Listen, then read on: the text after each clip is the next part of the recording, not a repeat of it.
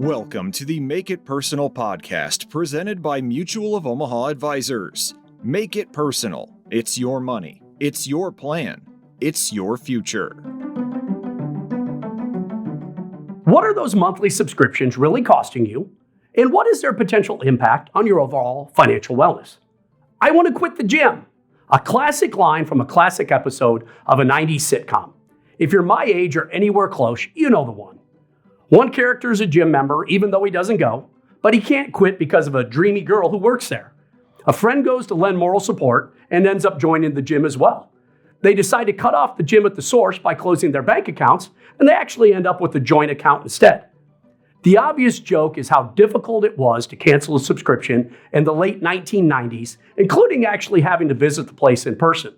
Don't give me too much of a hard time about my Gen X TV reference.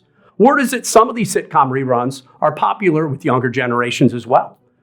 If a new version of this episode aired today, I have little doubt that it would be about the countless subscriptions that someone has signed up for without even realizing it. Maybe you can relate. There's even a name for it. It's called subscription creep. The so-called subscription economy is all about recurring revenue and getting people to pay fees for various services such as entertainment and news.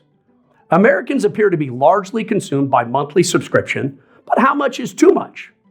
According to a study by CNR Research, the average consumer greatly underestimates what they're spending in monthly subscription costs.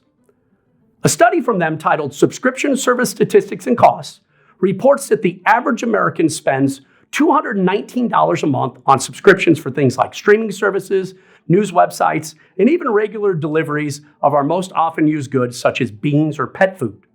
I don't know where beans come from.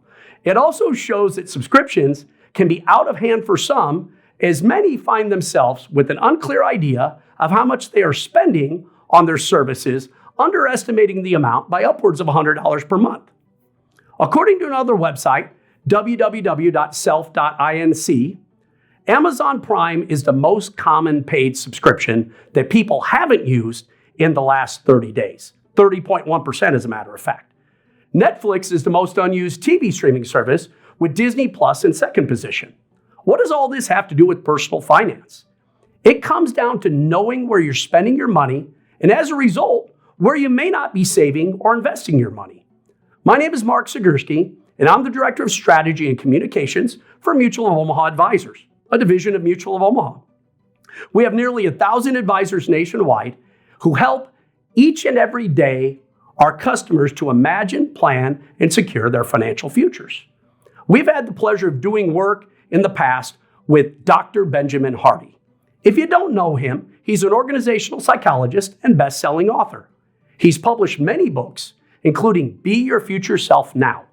You can find more about him at www.benjaminhardy.com.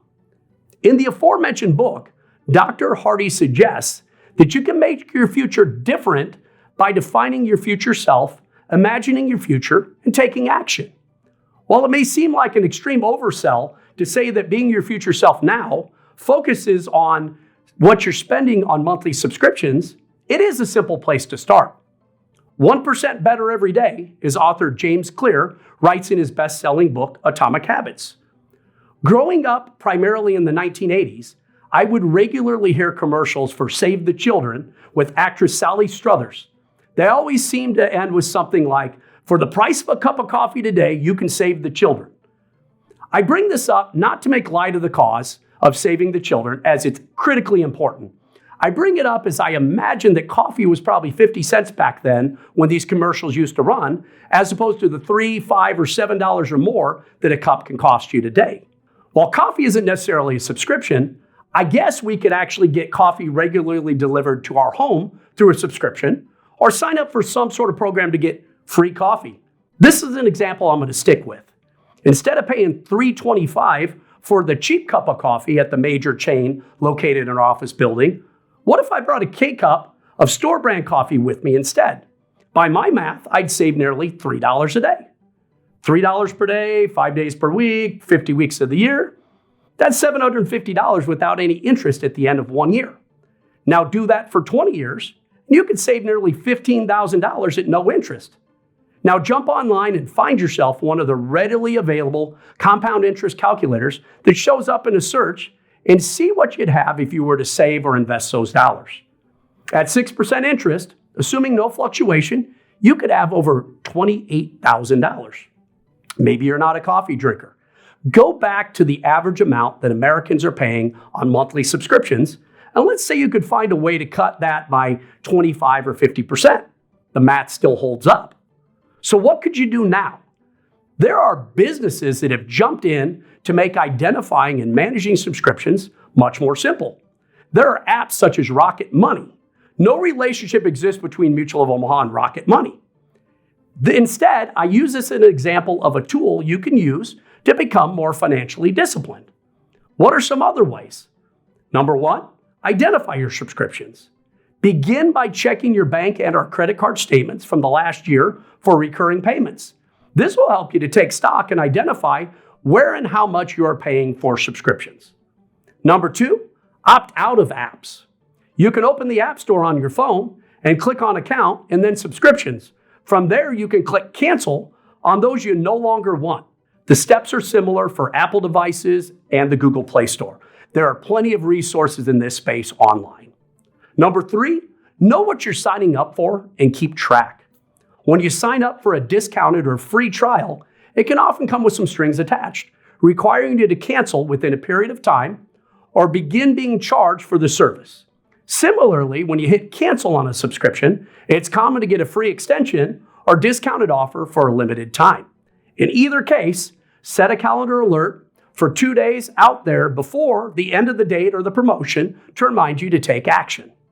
It's never too late to create a plan that aligns with your aspirations and gives you the peace of mind of knowing that you have a roadmap to achieve all you want from life. The truth about making disciplined financial decisions, as well as attaining your financial goals you have, is that they can be solvable with the help of a financial advisor. There are a lot of places where people seek financial advice or personal guidance. The thing about personal finance is, well, it's personal. If you want your plan to be personal, it has to be tailored to you. It's never too early to create a plan to give you the financial security and freedom you deserve. Yes, we do believe you deserve this. Take control of your future and schedule a no-obligation consultation with one of our advisors today. Go to www.makeitpersonalpodcast.com to learn more, to get connected with an advisor, download our ebook, or to subscribe to our monthly newsletter. The good news about a subscription to this podcast is it won't cost you a dime. So please like and subscribe on whatever platform you're on. What recommendation do you have for staying away from unnecessary subscriptions?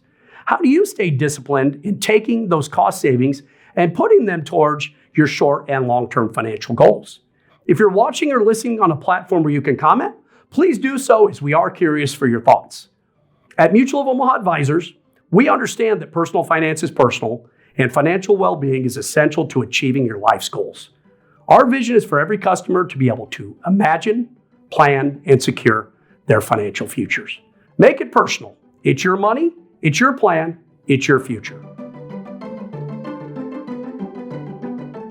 This podcast is for educational purposes only and may include references to concepts that have legal and/or tax implications. Mutual of Omaha Investor Services, Inc. does not provide tax or legal advice. Please consult with the appropriate professional regarding your personal situation prior to making any financial decisions. Strategies discussed may not be suitable for everyone. Securities and advisory services offered through Mutual of Omaha Investor Services, Inc., member FINRA SIPC. Mutual of Omaha Advisors is a division of Mutual of Omaha Insurance Company.